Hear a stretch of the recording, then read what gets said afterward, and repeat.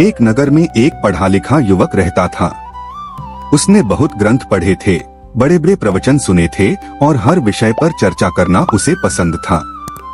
लोग उसे विद्वान मानते थे, लेकिन भीतर से उसका मन बेचैन था। उसे लगता था, इतना ज्ञान होने के बाद भी मुझे शांति क्यों नहीं मिलती। एक दिन उसे एक सच्चे सद्गुरु के बारे में पता चला, जो ब्रह्म ज्ञान प्रदान करते थे, ऐसा ज्ञान जिससे मनुष्य अपने भीतर परमात्मा का प्रत्यक्ष अनुभव कर सकता है। युवक उनके पास पहुंचा और बोला, गुरुजी, मैं बहुत कुछ जानता हूँ, लेकिन मुझे सच्चा अनुभव नहीं हुआ। क्या आप मुझे वह ज्ञान दे सकते हैं? सद्गुरु ने उसकी आंखों में देखा और मुस्कुराकर कहा, पहले चाय पीते हैं। उन्होंने एक कप लिया और उसमें चाय डालनी शुरू की।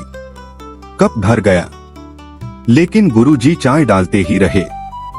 चाय बाहर गिरने लगी, मेज भीग गई।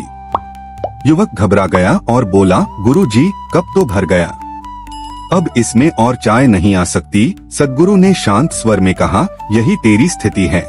तेरा मन भी पहले से भरा हुआ है, ज्ञान के अहंकार से, अपने विचारों से, अपनी धारणाओं से। जब तक यह खाली नहीं होगा, ब्रह्म ज्ञान इसमें कैसे समाएगा? यह सुनकर युवक चुप हो गया। उसे पहली बार महसूस हुआ कि वह सच में जानता नहीं, सिर्फ जानने का अहंकार रखता है।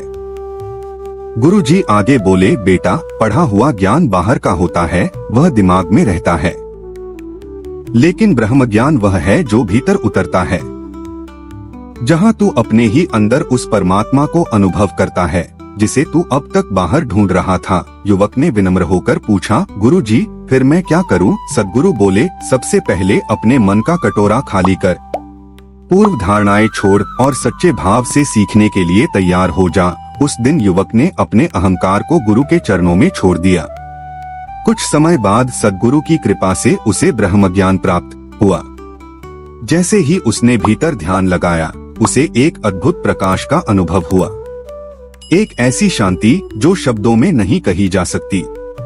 उसकी आंखों से आंसू बहने लगे। गुरुजी, जिसे मैं बाहर ढूंढ रहा था, वह तो हमेशा मेरे भीतर ही था। सद्गुरु मुस्कुराए, यही ब्रह्म ज्ञान है। जब मनुष्य अपने भीतर परमात्मा को देख लेता है, तभी उसकी खोज पूरी होती है। किताबों का ज्ञान जानकारी देता है, लेकिन ब्रह्म ज्ञान अनुभव देता है।